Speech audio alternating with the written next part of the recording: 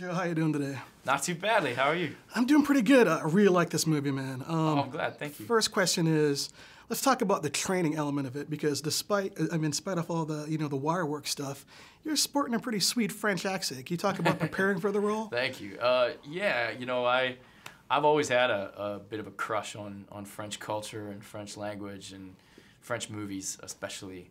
And I studied it in high school and college, and I always wanted to do something Frenchy in a movie. I did not necessarily anticipate that it would be in a grand scale Hollywood spectacular, but that's what happened. Yeah, talk about Philippe and if you met him and what you went through with him, because being a fan of the documentary Man on Wire, I mean, the guy is such a forceful character, like just a nature, movement. I mean, what's he like? What did you get from meeting him in person? Well, he's really like that. When you see him in interviews, he's being very honest. That's how he is. He's a larger-than-life performance, even when you're having a casual conversation. And I love that about him. And he's just exudes optimistic, positive energy. And I think that's a big part of why he's able to accomplish the incredible things that he does. This film really puts such a positive light and beautiful, frame around the World Trade Center.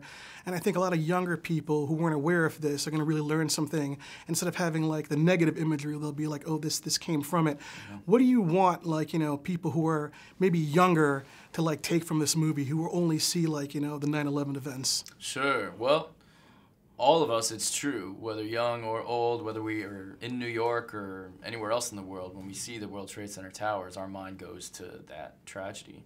And that's, I think, appropriate. It's well worth remembering.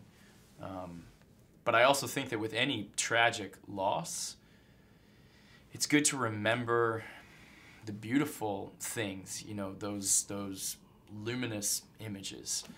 And it's sort of like grieving for a lost loved one. You don't want to only focus on their death. You want to celebrate their life.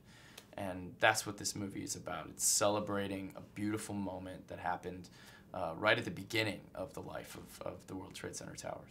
Great answer, man. All right, so last question. This movie is a technical masterpiece. I mean, it really is. I don't think, a lot of people really will look at this and really understand how much went into making this what it is. I mean, I just got insane vertigo from just watching the screening. Seeing the finished product, what is the part of it that most, like, blows you away?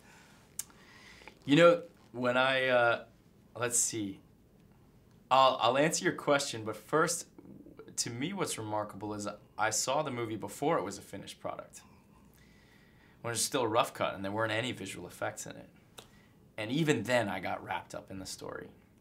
And that's, I think, a testament to the strength of Robert Zemeckis as a filmmaker. Is as great as he is at all the technical visual wizardry, he doesn't let the characters fall by the wayside. He always brings a sincere human story to the center of his spectacle. And he once told me, he said, my favorite special effect is the close-up. And to me, that's a really, actually, kind of profound way to say that you can have the most slick, expensive visual effects in the world, but if the audience doesn't care about the human being at the center of that story, then those visual effects are really just visual effects. And Zemeckis really finds that balance.